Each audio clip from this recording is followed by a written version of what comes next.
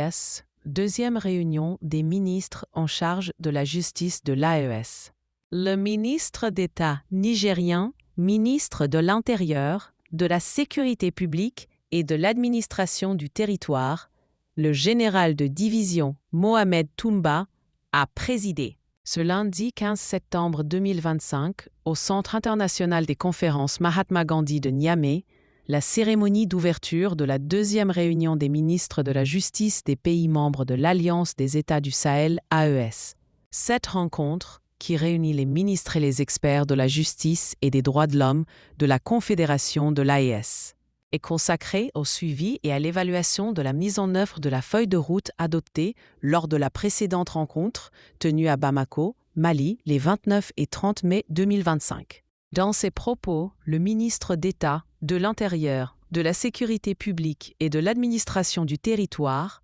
assurant l'intérim du Premier ministre, a tout d'abord souhaité la chaleureuse bienvenue aux délégations maliennes et burkinabées et a transmis les salutations fraternelles de son Excellence, le général d'armée Abdourahmane Tiani, président de la République du Niger, chef de l'État, à ses frères et amis le général d'armée Assimi Goïta, président de la transition du Mali,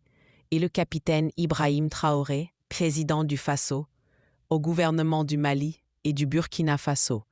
ainsi qu'aux vaillants peuples du Sahel. Le général de division Mohamed Toumba a ensuite rappelé que le 16 septembre 2023, le Mali, le Burkina Faso et le Niger ont créé une organisation dénommée Alliance des États du Sahel, AES, dont l'objectif est d'établir une architecture de défense collective, d'assistance mutuelle et de développement. Il a aussi rappelé qu'à l'issue du premier sommet des chefs d'État tenu à Niamey le 06 juillet 2024, le traité de la Confédération a été signé, marquant ainsi la commune volonté de nos pays de faire face ensemble aux défis sécuritaires et existentiels,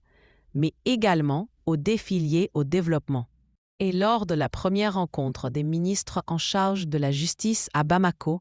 a-t-il en outre rappelé « Vous avez formulé des recommandations fortes dans le sens du renforcement de l'institution judiciaire. »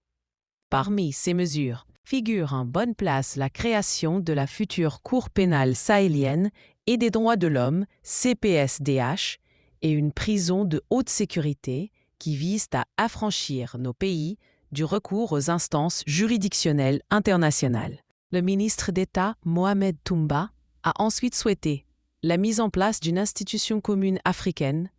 fondée sur la coopération et la complémentarité,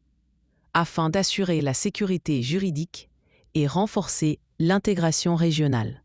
Il a par ailleurs noté avec satisfaction que la réunion de Bamako a également recommandé de saisir la Cour internationale de justice,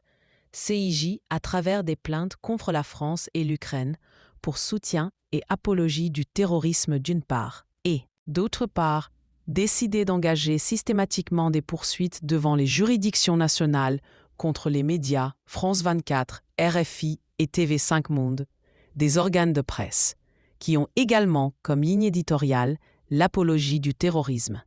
Quant au ministre en charge de la justice du Burkina Faso, M.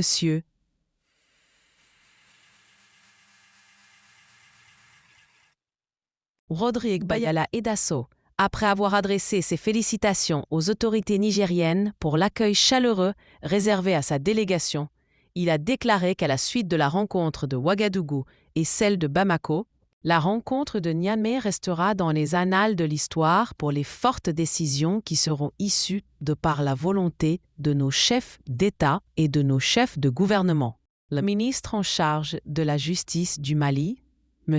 Mamadou Kassogué, pour sa part, il a souligné que la rencontre de Niamey, tenue sur instruction de nos chefs d'État, s'inscrit dans le prolongement de celle organisée précédemment à Bamako, qui avait permis de dresser un état des lieux et d'esquisser des perspectives concernant la coopération juridique et judiciaire entre nos systèmes,